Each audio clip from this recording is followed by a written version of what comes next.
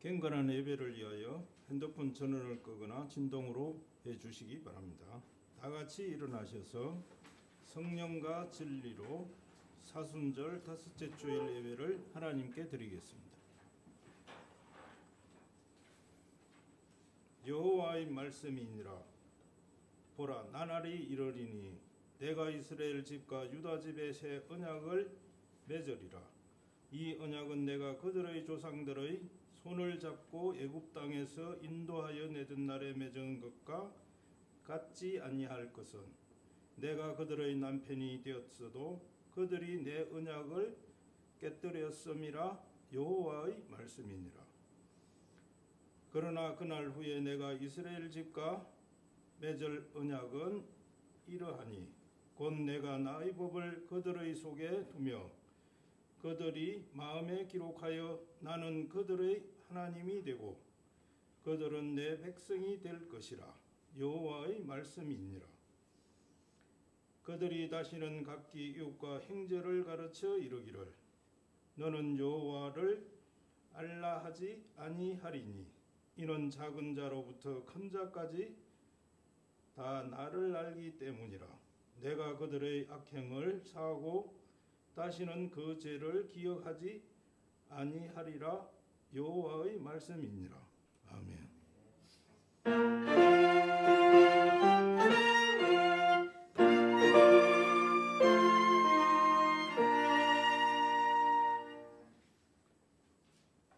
은혜의 하나님, 오늘도 예배의 자리에 나와 하나님께 경배와 기도드리게 하시니 감사합니다. 사순절 기간을 통해 예수 그리스도의 고난을 묵상하며 주님의 부활을 소망하게 하시니 감사합니다.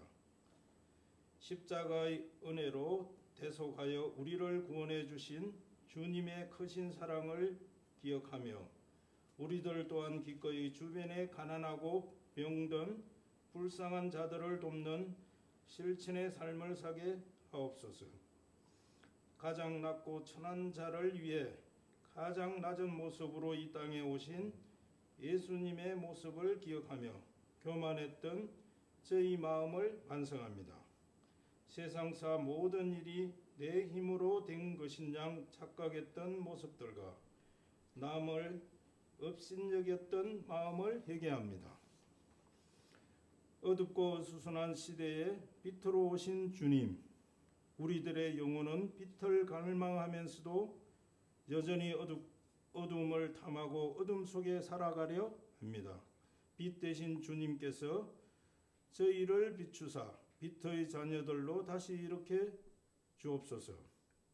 사순절 기간 주님을 묵상함으로써 주님 안에서 말씀과 동행하며 진리와 함께 기뻐하며 우리도 주님처럼 낮아져 묵묵히 섬김에 본이 되는 삶을 살기를 소망하니 나날이 주님을 닮아가는 삶이 되게 하옵소서. 오늘도 우리의 예배 가운데 성령님께서 충만하게 임재하시어 주님을 부르며 새롭게 태어나고자 하는 자녀들의 갈구함에 응답하시고 예배를 기쁘게 받아 주옵소서. 예수님 이름으로 기도드리며 이제는 우리 모두 주님께서 가르쳐 주신 기도를 함께 드리오니 하늘에 계신 우리 아버지여, 이름이 거룩히 여김을 받으시오며 나라가 임하시오며 뜻이 하늘에서 이루어진 것 같이 땅에서도 이루어지이다. 오늘 우리에게 일용할 양식을 주시옵고 우리가 우리에게 죄지은 자를 사하여 준 것 같이 우리 죄를 사하여 주시옵고 우리를 시험에 들게 하지 마시옵고 다만 악에서 구하옵소서. 나라와 권세와 영광이 아버지께 영원히 있사옵나이다. 아멘.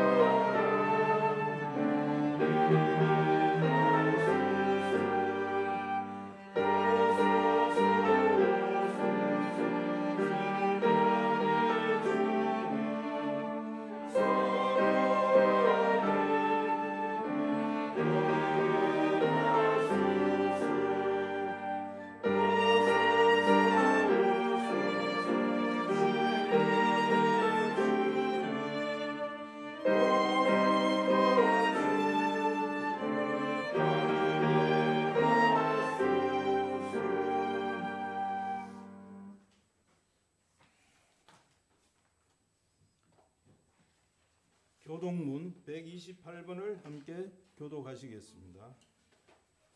교독문 128번입니다. 나의 영혼이 잠잠히 하나님만 바라며 나의 구원이 그에게서 나오는도다. 오직 그만이 나의 반석이시오 나의 구원이시오 나의 요새이시니 내가 크게 흔들리지 아니하리로다. 넘어지는 담과 흔들리는 울타리같이 사람을 죽이려고 너희가 일제히 공격하기를 언제까지 하렸느냐. 그들이 그를 흔들리는 자리에서 떨어뜨리게 하고 그것을 즐거하니 이로는 축복이요 속전은 저주라. 나의 영혼아 잠잠히 하나님 바라라. 무릇 나의 소망이 그로부터 나오는도다. 오직 그만이 나의 반석이시오 나의 구원이시오 나의 요새이시니 내가 흔들리지 아니하노라. 나의 구원과 영광이 하나님께 있으며 내 힘의 반석과 피난처도 하나님께 있도다. 백성들아 시시로 그를 의지하고 그의 앞에 마음을 토하라. 하나님은 우리의 피난처시로다. 아멘.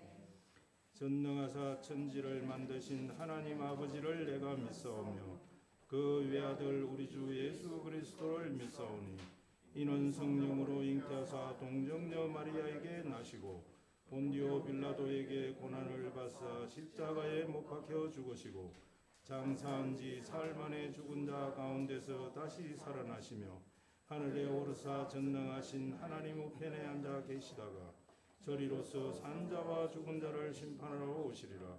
성령을 믿사오며 거룩한 공예와 성도가 서로 교통하는 것과 죄를 사하여 주시는 것과 몸이 다시 사는 것과 영원히 사는 것을 믿사옵나이다. 아멘.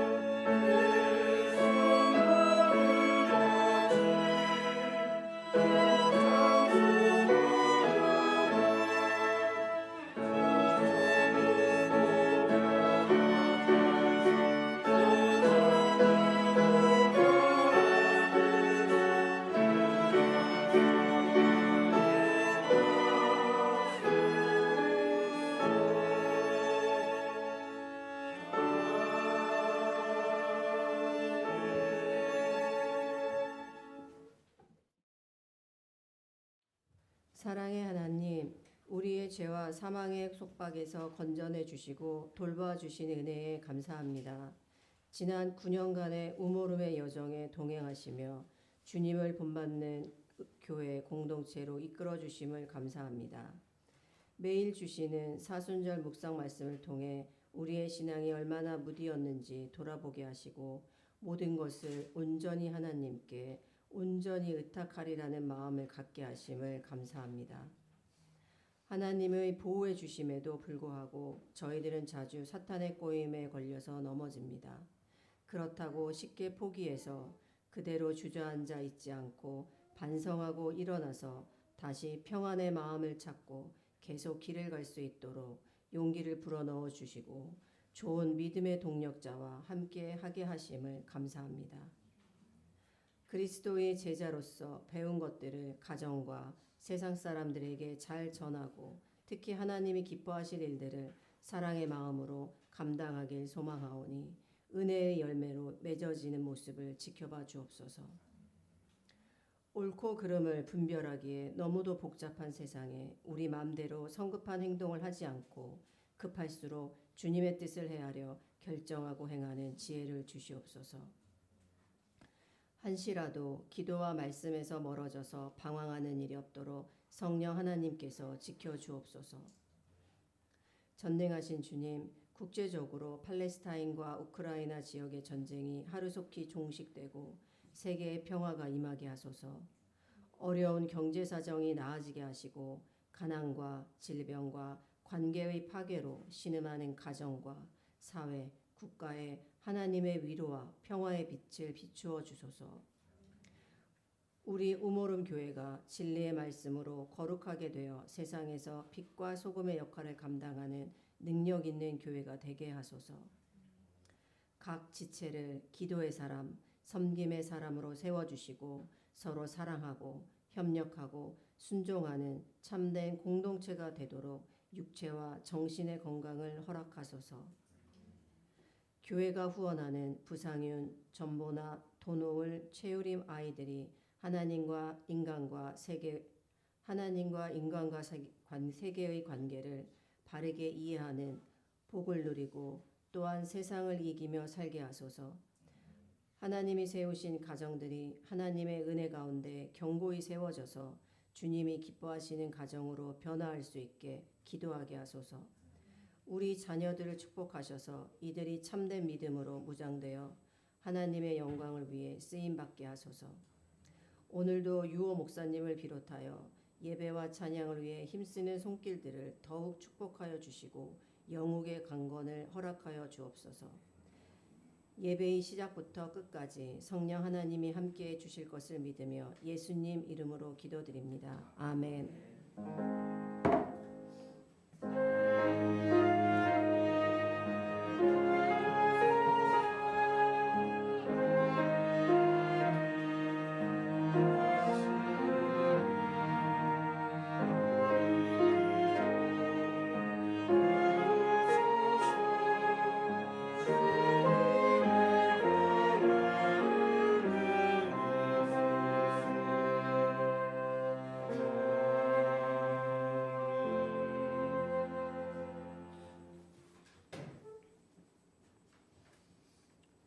오늘 우리에게 주시는 하나님의 말씀은 사도행전 3장 1절부터 10절입니다. 사도행전 3장 1절부터 10절입니다. 신약성경 191쪽입니다. 제가 봉독하겠습니다. 제9시 기도 시간에 베드로와 요한이 성전에 올라갈새 나면서 못 걷게 된 이를 사람들이 메고 오니 이는 성전에 들어가는 사람들에게 구걸하기 위하여 날마다 미문이라는 성전 문에 두는지라. 그가 베드로와 요한이 성전에 들어가려 함을 보고 구걸하거늘 베드로가 요한과 더불어 주목하여 이르되 우리를 보라 하니 그가 그들에게서 무엇을 얻을까 하여 바라보거늘 베드로가 이르되 은과 금은 내게 없거니와 내게 있는 이것을 내게 주노니 나사렛 예수 그리스도의 이름으로 일어나 걸으라 하고 오른손을 잡아 일으키니 발과 발목이 곧 힘을 얻고 뛰어서서 걸으며 그들과 함께 성전으로 들어가면서 걷기도 하고 뛰기도 하며 하나님을 찬송하니 모든 백성이 그 걷는 것과 하나님을 찬송함을 보고 그가 본래 성전 미문에 앉아 구걸하던 사람인 줄을 알고 그에게 일어난 일로 인하여 심히 놀랍게 여기며 놀라니라. 아멘.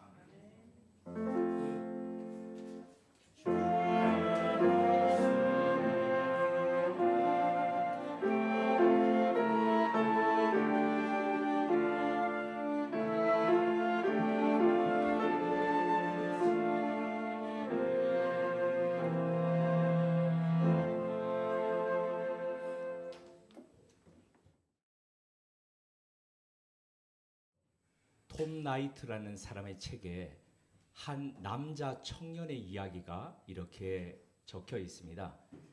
그 청년은 교회 다니지 않는 청년이었는데 아무도 자신을 의식하지 못했을 거라고 기대하면서 주일 11시 아침 예배에 교회로 몰래 들어갔습니다. 그가 교회에 간 이유는 단 하나였습니다. 그 교회에 다니고 있는 어떤 한 여청년에게 관심이 있었기 때문입니다. 그래서 그 교회 예배 시간 동안에 그녀를 물끄러미 쳐다보다가 마치고 난 뒤에 자신을 소개하고 데이트를 한번 신청하기 위함이었습니다. 교회 예배에 처음 참여해 보셨던 분들은 아시겠지만은 처음 들어오면 어디에 앉아야 되지, 뭘 받아야 되지, 뭘 어떻게 해야 될지 이걸 잘 모릅니다. 이 청년도 처음에 들어갔을 때 너무 당황스러워가지고 뭘 어떻게 해야 될지 몰랐는데 쓱 들어오니까 다른 사람들이 무언가를 받아가지고 이렇게 들어가는 겁니다. 그래서 자신도 그걸 받아가지고 예배 순서지죠. 그래서 쭉 사람들이 있는 그 부근에 한 자리에 앉았습니다. 예배가 막 시작하려고 할 때에 갑자기 안내를 보고 있던 어떤 사람이 이 청년에게 다가와서 이렇게 이야기했습니다. 저 형제님, 실례합니다만 오늘 예배 중에 성경 봉독을 하는 사람이 오늘 교회를 못 왔습니다. 형제님이 좀 대신 좀 읽어줄 수 있겠습니까? 청년은 깜짝 놀라서 잠시 당황했지만 순간 생각을 했습니다. 아, 그렇지. 내가 오늘 예배 시간에 앞에 나가서 성경을 탁 읽으면 저 성가대에 있는 그녀가 얼마나 나를 대단하게 생각할까. 그래서 알겠다고 이야기했습니다. 그리고 성경 본문을 뭘 읽어야 될지 성경책을 받아서 딱 표시를 하고 한번 이렇게 봤습니다. 그리고 이제 예배가 시작되고 자신의 차례가 되어서 성경 봉독을 하기 위해서 성경책을 들고 강대상으로 올라갔습니다. 그때의 성경 본문은 요한복음 10장 1절 이하의 말씀이었습니다. 이렇게 읽기 시작했습니다. 내가 진실로 진실로 너희에게 이르노니 문을 통하여 양의 우리에 들어오지 아니하고 다른 데로 넘어가는 자는 절도며 강도요. 청년은 순간 소스라치게 놀랐습니다. 아, 어떻게 내가 오늘 다른 목적으로 이렇게 왔다는 걸 이렇게 알지? 강단에 서서 성경 봉독을 하며 거룩한 교인인 양 지금 이루고 있는데, 행세하고 있는데, 그리고 저기 성가대에 있는 저 자매의 환심을 사기 위해서 왔는데, 야, 이거 어떡하지? 가슴이 콩닥콩닥 울리기 시작했습니다. 간신히 계속해서 읽어가기 시작했습니다. 자신이 거짓으로 꾸미고 온 강도가 아니라는 걸 스스로 막 생각하면서 어떻게 해야 될지를 생각하면서 읽어가기 시작했습니다. 나는 양의 문이다. 예수님이 말씀하셨습니다. 도둑은 그저 훔치고 죽이고 파괴하러 온다. 나는 그들이 생명을 얻게 하려고 풍성히 얻게 하려고 왔다. 이 말씀을 읽는데 청년의 마음속에 갑자기 자신도 모를 이상한 변화가 일어났습니다. 그는 더 이상 자신에 대해서 생각지 않았습니다. 성가대에 저기 앉아있는 짝사랑하는 여인에 대해서도 이제 더 이상 생각하지 않고, 그리고 회중에 대해서도 자신이 또 터무니없다, 위선적이다 이런 생각도 다 더 이상 생각이 나지 않았습니다. 그저 방금 읽었던 그 예수님의 말씀에 대해서 생각했습니다. 그리고 그는 적잖이 놀랄 회중을 의식하지 않은 채 뒤에 있던 담임 목사에게 이렇게 갑자기 성경 봉독을 하다가 묻기 시작했습니다. 이게 사실입니까? 정말로 우리가 진짜 생명, 풍성한 생명을 얻으려고 그분이 오셨습니까? 회중들이 다 놀라서 벙 있는데 다행히도 예배 시간에 이 돌발 행동에 그 담임 목사는 당황하지 않은 기색으로 웃으면서 이렇게 대답했습니다. 물론입니다. 그렇기 때문에 우리가 이 자리에 앉아 있습니다. 자, 다음 찬송을 부르면서 그 노래가 진실로 느껴진다면 무슨 일이 일어나는지 우리 다 같이 한번 지켜봅시다. 그리고 피아노 반주가 시작되고 이 찬송이 이제 다 같이 부르기 시작했습니다. 주는 나를 기르시는 목자요 나는 주님의 귀한 어린 양 푸른 풀밤 맑은 시냇물가로 나를 늘 인도하여 주신다. 주는 나의 좋은 목자 나는 그의 어린 양 철을 따라 꼴을 먹여주시니 내게 부족함이 전혀 없어라. 찬송가를 따라 부르던 청년은 예수님의 말씀과 사랑에 휩싸였습니다. 말로 표현하기는 어려운데 무언가가 자신을 채우고 변화를 일으키는 것 같았습니다. 낮에는 푸른 초장으로 그리고 저녁에는 쉴만하고 안전한 쉼터로 인도해 주시는 그분의 어린 양이 되어서 나도 따르고 싶다. 그분이 나를 부른다는 그 목소리를 들었습니다. 그는 한 여자의 마음을 얻으려고 교회에 갔다가 그가 바라던 것 이상을 얻고 온 사람이 되었다는 겁니다. 저는 신앙생활을 하면서 이 청년과 같은 여러 케이스들을 경험했습니다. 어떤 분은 결혼 후 부인을 안 믿는 분이었는데 부인이 교회 다니시니까 근데 반대하지는 않겠다 그러면서 신혼 때부터 늘 부인을 교회에 모셔드리기 위해서 그 교회에서 자동차로 주차장에 내려다 드리고 그리고 바깥에서 기다리고 있던 이런 생활을 계속 반복하는데 어느 날 문득 화가 나더랍니다.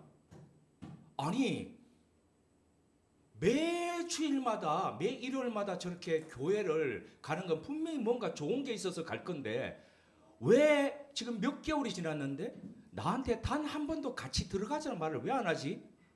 그 좋은 거면 같이 가야지 싶어서 어느 날은 한번 몰래 들어가 봤답니다. 그때 이분이 이 청년처럼 자기가 생각했던 것 그 이상을 얻게 되었다고 이분이 제가 이전 오래전에 있었던 그 교회의 저희 부서 선생님이었습니다.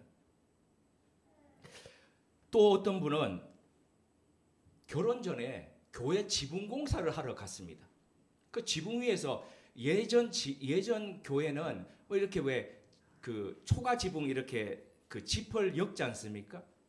그걸 이제 그날 하러 갔는데 거기서 그 교회 다니던 자매를 만났습니다. 물론 결혼 당시 이 자매는 착각했다고 합니다. 아, 다른 것도 아니고 교회 지붕에까지 저렇게 올라와서 공사하는 사람이면 신앙이 분명히 좋은 게 분명할 거야. 근데 결혼해서 보니까 그게 아니라는 걸 알기까지 얼마 걸리지 않았다는 겁니다. 근데 물을 수가 없으니까 날마다 그 남편을 위해서 울면서 기도하는 생활을 했습니다.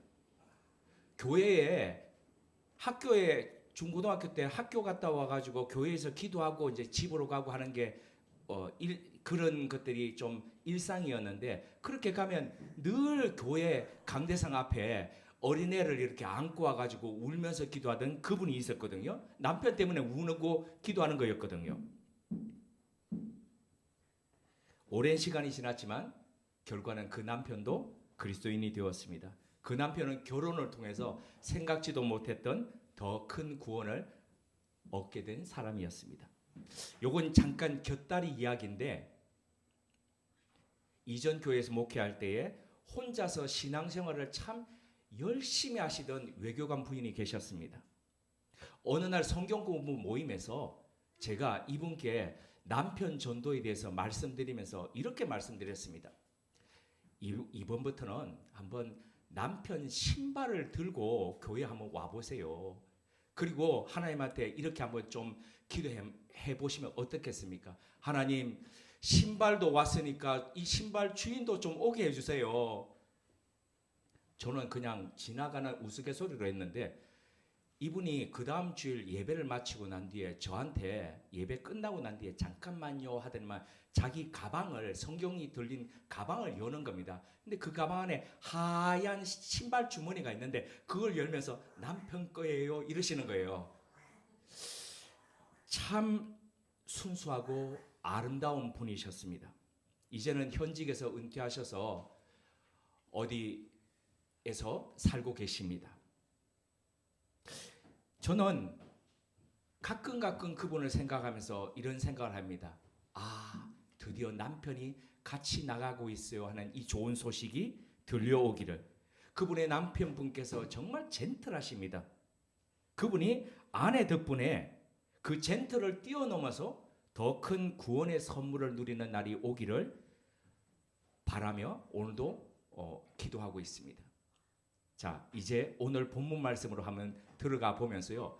생각지도 못했던, 자기가 생각했던 것보다도 더 큰 것을 얻었던 한 남자 이야기로 한번 들어가 보도록 하겠습니다. 오순절 성령 강림과 더불어서 한날에 3,000명이 세례받고 그리스도인이 되는 일이 일어났습니다. 2000년 전에 예루살렘에서 지금도 물이 풍부하지 않은 그곳에서 세례를 받으려면 물이 있는 곳으로 가야 되겠죠. 예루살렘에서 물 하면 어디가 떠오릅니까? 물이 있는 곳 하면 예루살렘에서 네, 실로암이 떠오를 거고요. 또 베데스다 연못이 떠오를 겁니다. 그런데 이 중에서 실로암은 세례 장소로는 적합지가 않습니다. 왜냐하면 기혼샘에서부터 533m를 지하로 통과해서 와서 예루살렘 성 안에서 이렇게 솟아나는 물인데 그 크기가 길이가 17.4m, 넓이가 5.4m, 그리고 깊이가 5.7m 협소합니다. 3,000명이 세례받기에는 부적합합니다. 그리고 자, 이 물은 기온샘에서부터 들어오는 물 뭡니까? 상수도 보호구역입니다. 상수도 보호구역에 세례하면 안 되지 않겠습니까?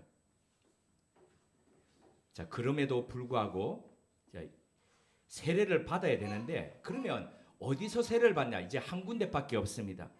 그곳이 바로 베데스다 못이었습니다. 길이가 105m, 폭이 60m, 그 깊이가 7.5m, 엄청난 크기죠. 그러니까 축구 경기장 정도 이렇게 생각을 해보시면 됩니다. 그 주변엔 우리가 알듯이 베데스다가 벳에스다, 네, 은혜의 집이지 않습니까? 수많은 병자들이 거기에 쫙 있었지 않습니까?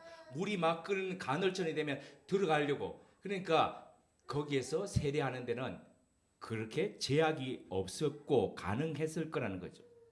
그럼에도 불구하고 3,000명이 한날에 세례 받으려면 자, 지금 이렇게 제가 말씀드리니까 우리 수학자께서 막 이렇게 막 싹싹싹 암산이 막 가는 것 같은 느낌이 듭니다. 자, 한번 우리 상상해 보겠습니다. 3,000명을 12명의 제자가 집례한다라고 보면은 한 명당 몇 명을 지금 세례를 집례해야 되는 겁니까? 250명입니다. 그러면 250명을 세례 집례하는데 한 명씩 해서 쫙 12명 앞에 250명씩 있는데 한 명당 세례 시간을 2분으로 잡는다 그러면 몇 시간이 소요되냐면 8시간 반이 소요됩니다. 8시간 반 동안 끊임없이 계속 세례를 집례해야 되는 겁니다. 자, 이 일이 얼마나 예루살렘에 있어서 쇼킹하고 흔들렸겠습니까? 그대로 놔두셔야 됩니다. 나중에는 이제 일로 올라올 겁니다. 근데 오순절 사건의 회심이나 규모 면에서 이게 쇼킹한 일이었다면 오늘은 신앙적인 면에서 아주 쇼킹한 일이 성전 앞에서 일어났습니다. 그 일의 전말은 이와 같습니다. 베드로와 요한이 성전에 기도하러 올라갈 때였습니다. 당시 경건한 유대인들은 하루에 3번 시간을 정해서 기도했습니다. 또는 성전에서 아니면 성전을 향하여 기도했습니다.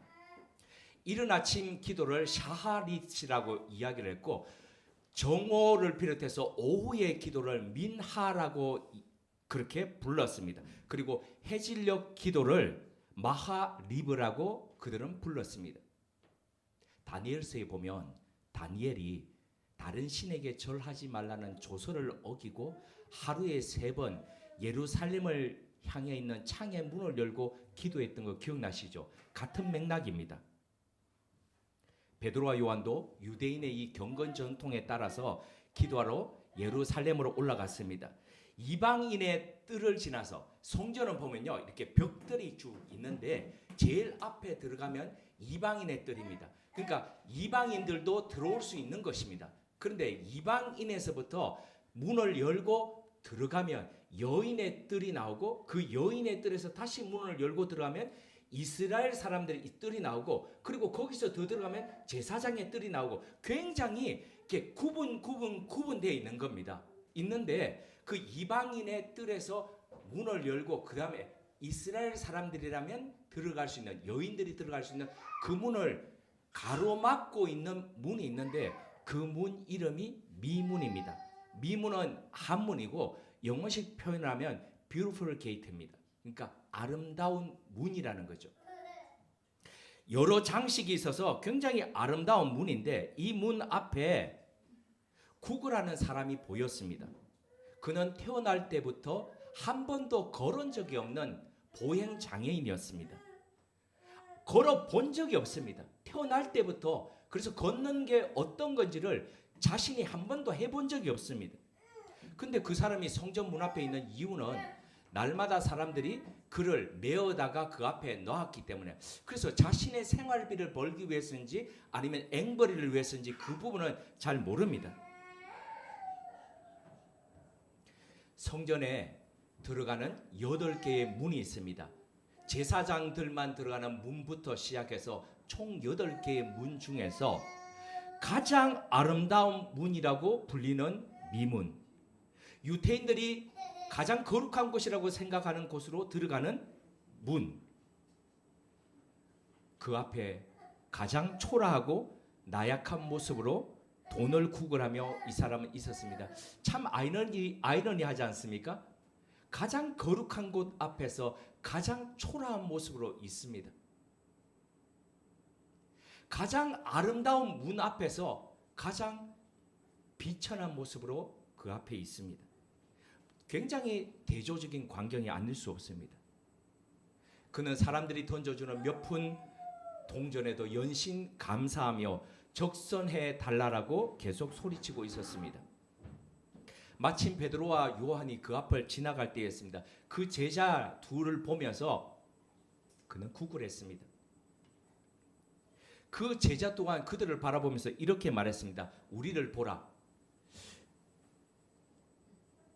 지하철 들어가는 입구에 보거나 아니면은 여타 교회들 보면요, 야, 이 사람은 진짜 목 잘 잡는다 하는 사람들이 있습니다. 근데 그 사람들이 지나가는 사람들 이렇게 눈을 바라보지는 않습니다. 자신들도 좀 자존심이 있지 않습니까? 그래서 모자를 이렇게 쓰거나 아니면 고개를 푹 숙이거나 그러면서 있죠. 근데 요한과 베드로가 자신들을 보라라고 그렇게 말을 하죠. 그러니까 이 사람은 뭔가 더 큰 거 주려는 모양이다. 그러면서 기대하는 마음으로 봤죠. 그때 베드로가 그를 향해서 이렇게 일렀습니다. 6절입니다. 은과 금은 내게 없거니와 내게 있는 이것을 내게 주노니 나사렛 예수 그리스도의 이름으로 일어나 걸어라. 이 말에 베드로가 구걸하던 그 사람의 손을, 오른손을 잡고 당기니까 평생토록 이 하체에 힘이란 게 어떤 건지를 경험해보지 못한 이 사람이 힘이 들어가고 일어서게 되었다는 거죠. 청소년 시절에 교회에서 이 부분을 뮤지컬 같은 연극으로 했습니다. 근데 저한테 베드로를 맡기면서 이 노래를 부르라는 겁니다. 금과 은 나 없어도 내게 있는 건 내게 주니 곧 나사렛 예수 이름으로 일어나 걸으라. 그랬더니 그는 걸었네 뛰었네 찬양했네. 그는 걸었네 뛰었네 찬양했네. 곧 나사렛 예수 이름으로 일어나 걸었네. 제가 청소년 시절에 이렇게 좀 멋있었습니다.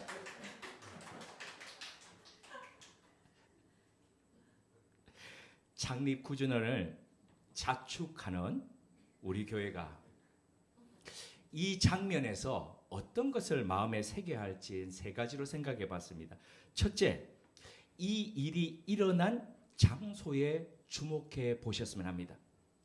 사도행전에 일어난 놀라운 일, 기적. 이 일들은 예루살렘 성전 안이 아니라 모두 다 예루살렘 성전 밖에서 일어났습니다. 제자들은 유대인들의 관습에 따라서 성전에 가서 기도하고 했지만 그들이 정작 그리스도인으로서 교회로서의 세워져 가고 그리스도인으로서 예수 그리스도께서 명하신 대로 살아가는 모든 것들은 성전 바깥에서 일어났습니다. 가르치고 교제하고 빵을 떼고 마음을 같이하고 기도에 힘쓰고 하는 모든 것들이 다 성전 밖에서 일어났습니다. 성전 문 밖. 그들이 살아가는 그곳에서 그들은 예수의 이름으로 능력으로 사랑하고 그리고 섬기면서 살았습니다. 그들은 성전 제도에 갇혀 있지 않았으며 세속적 권력의 핵심으로 자리해 있던 변질된 권력의 장소였던 성전을 넘어서서 그들의 삶의 자리에서 예수의 능력을 살아갔습니다. 지난 9년 동안 장소를 옮겨 다녔습니다. 이태원에서, 교대 지하 카페에서, 그리고 이 옆에, 그리고 또 여기 와서 장소를 옮겨 다니면서 왔는데 우리의 그리스도인됨, 우리의 교회됨은 이 장소들을 넘어서서 나타나야 됩니다. 예수의 능력이 우리의 삶을 통해서 보여지고 예수의 사랑이 나눠지고 그리고 우리를 주목해 보라, 우리를 보라고 했던 것처럼 우리가 누구를 또한 봐야 될지를 생각하면서 우리의 관심과 우리의 시선이 누구를 향할지를 보면서 살아가는 그런 그 교회, 그런 그리스도인으로 존재해 가야 합니다. 두 번째, 교회는 사람들이 바라는 것 이상을 받게 하는 통로가 되어야 합니다. 날 때부터 걷지 못하던 이 사람은 겨우 몇 푼 동전을 받기 위해서 사람들에게 요청했고 베드로와 요한을 바라보았습니다. 하지만 베드로는 이렇게 이야기했습니다. 은과 금은 내게 없거니와 내게 있는 것을 내게 주노니 곧 나사렛 예수 그리스도의 이름으로 일어나 걸어라. 그런데 여기서 질문 드리겠습니다. 베드로가 정말 은과 금이 없었을까요? 저는 아니라고 봅니다. 왜 아니라고 보는지 근거가 있습니다. 앞서 사도행전 2장에 보면 한꺼번에 3,000명이 세례받고 그리스도인이 되었습니다. 그들 중에 감사함으로 헌물을 드린 사람이 없었겠습니까? 그 이후에 수많은 사람들이 보면 자신의 재산과 소유를 팔아서 각 사람의 필요에 따라 나누었습니다. 그들 중에 몇몇이라도 그들의 소유를 팔아서 제자들에게 필요한 사람들에게 나누어 달라고 맡긴 사람이 없었겠습니까? 그럼에도 불구하고 베드로는 단호히 말했습니다. 은과 금은 내게 없다. 베드로에게 있다고 내세울 수 있는 것은 바로 예수 그리스도였습니다. 나면서부터 단 한 번도 걷지 못한 사람에게 그가 줄 수 있는 것, 바로 그것은 그리스도 예수의 이름으로 그를 일어서게 하는 것이었습니다. 생각지도 못했던 걷는 것뿐만 아니라 예수 그리스도로 인해서 구원받게 하는 것이었습니다. 우리에게 있는 것은 무엇입니까? 해질 무렵 빈들에서 주님께서 제자들을 향해서 이렇게 말씀하셨습니다. 너희가 먹을 것을 주라. 수많은 사람들이 생의 문제를 갖고 고민하고 아파하면서 살아오고 있습니다. 아름답고 화려하고 거룩한 성전으로 들어가는 이 미문 앞에서 가장 초라한 모습으로 내팽개쳐 있습니다. 그들이 원하는 것은 직장의 문제와 가족의 문제와 질병의 해결입니다. 어쩔 수 없는, 내 힘으로 할 수 없는 무거운 짐들입니다. 누가 이들에게 그들이 원하는 것 이상을 줄 수 있는, 아니 주도록 연결하는 다리요, 거룩한 통로가 될 수 있겠습니까? 오늘도 주님께서는 우리에게 이렇게 말씀하십니다. 너희가 주라. 우리가 뭘 주라는 겁니까? 우리에게 있는 예수 그리스도를 주라는 겁니다. 주님의 명령에 따를 때 주님께서 우리 속에 우리와 더불어서 함께 일하십니다. 셋째입니다. 베드로와 요한이 무엇으로, 아니 누구의 이름으로 일어나 걷게 했는지입니다. 그들이 나사렛 예수 그리스도의 이름으로 나면서부터 걸어본 적이 없는 사람을 걷게 했습니다. 이것이 이상하고 좀 와닿지 않을 수 있는데요. 한 번이라도 다른 사람이 이런 부탁을 했던 것을 이행해 본 적이 있는 분들이라면 이해가 되실 겁니다. 가서 내가 했다라고 하고 내 이름 대고 하라고. 내 이름을, 자신의 이름으로는 될 수 없지만 그 사람의 이름으로는 가서 그게 해결되지 않습니까? 보낸 사람의 이름으로. 2000년 전의 상황은 오늘보다 더 훨씬 더 어떤 이름의, 어떤 이의 이름이 의미하는 바, 권세는 상상 그 이상이었습니다. 하물며 하나님의 아들의 이름으로 무언가를 한다는 것에는 하늘의 권세와 권능이, 능력이 함께 한다는 것이거든요. 동반된다는 것이거든요. 볼지어다 내가 세상 끝날까지 너희와 항상 함께 있으리라. 예수님의 약속이죠. 그 예수님의 약속이 어떻게 실현되는지 베드로와 요한은 직접 체험하고 보여주는 지금 그 통로가 되었다는 겁니다. 이것은 또한 베드로와 요한이 예수 그리스도의 이름으로 예수 그리스도의 대리자로 살아갔듯이 오늘날 우리 교회가 그리스도인인 우리들이 예수 그리스도의 대리자로 살아가야 함을 의미합니다. 그런데 오늘날 많은 교회와 그리스도인은 예수 그리스도의 이름을 잃고 또 잊고 살아갑니다. 2021년 1월이었습니다. 지금 미국 후보자 선거가 지금 한창이죠. 그런데 지금의 대통령인 조 바이든이 취임식을 할 때였습니다. 그게 2021년 1월이었습니다. 워싱턴 DC 의회 의사당 야외 무대에서 진행된 조 바이든 대통령의 취임식에서 기도를 맡았던 목사의 마지막 기도 부분이 이랬습니다. 조 바이든 대통령과 영부인 그리고 그의 가족에게 하나님의 은혜를 내려주소서. 다양한 종교의 이름으로 기도합니다. 아멘.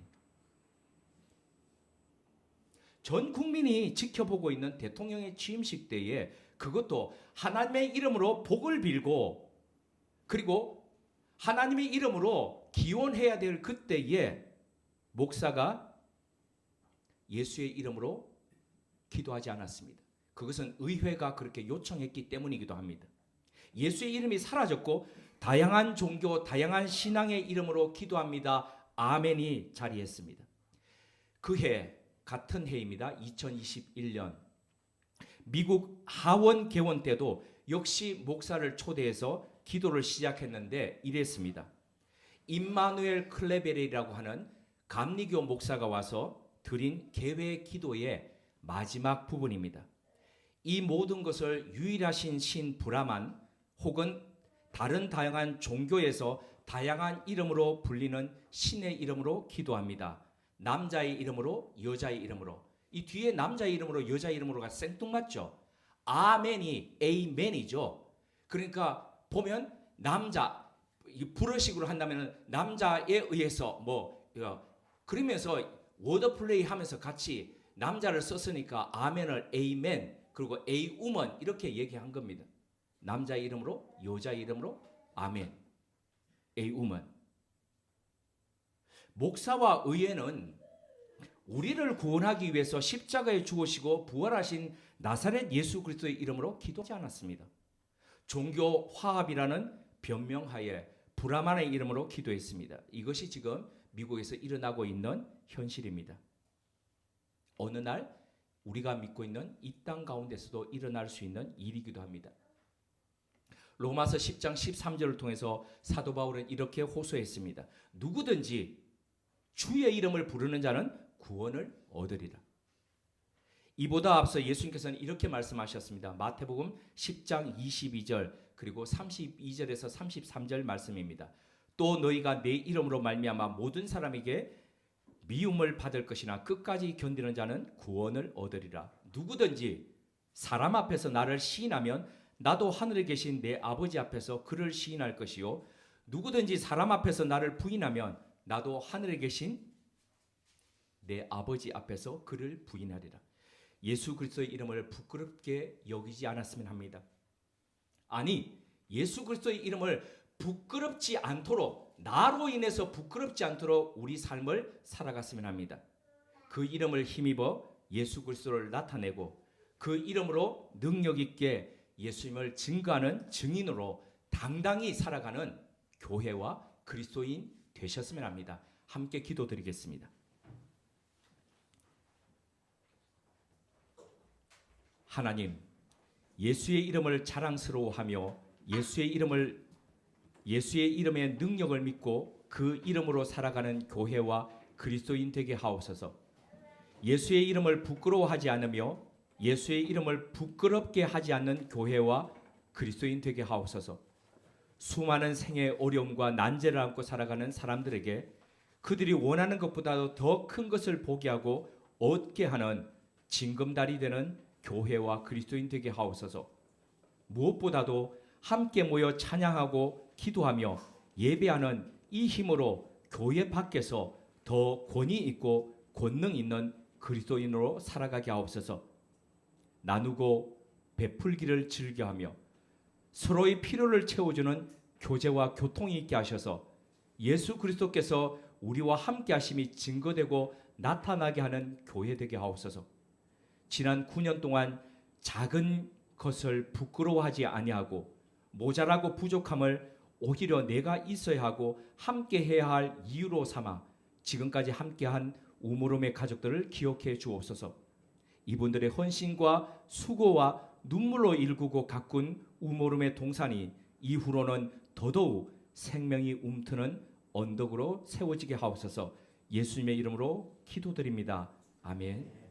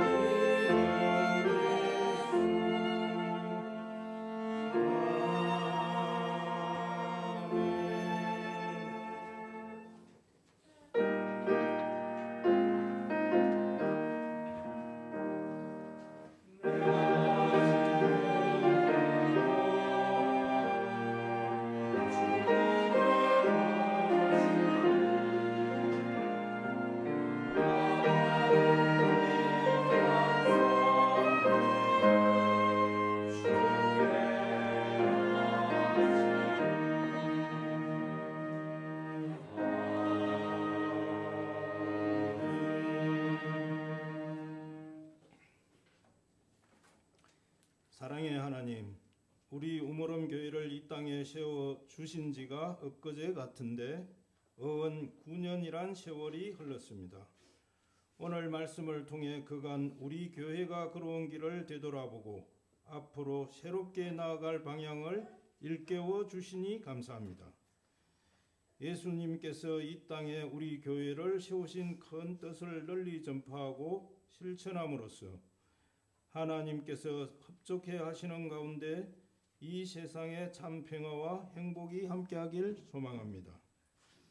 그간 우리 교회 안에 머물러 온 예수님의 능력을 우리 교회 밖으로 더 많이 드러나게 하시옵고 예수님의 사랑을 우리 교회 밖으로 더욱더 나누게 하옵소서. 삶의 가정에 개인이 어쩔 수 없이 짊어진 가족 문제, 직장 문제, 건강 문제 등과 같은 무거운 짐들을 우리 교회를 통로로 삼아 예수님과 동행하는 가운데 하나님께서 역사하시어 해결하게 하옵소서. 베드로와 요한이 예수 그리스도의 이름으로 살아갔듯이 그 이름의 능력과 힘에 기대어 예수 그리스도를 나타내고 예수님을 증거하는 증인으로 당당히 살아가는 우리 교회와 그리스도인이 되게 하옵소서. 은혜의 하나님, 하나님께서 주신 것의 일부를 구별하여 돌려드리니 뒤에 있어야 하나님의 존재와 영광을 드러내게 하시옵소서. 우리 주 예수 그리스도의 이름으로 봉헌기도 드립니다. 아멘.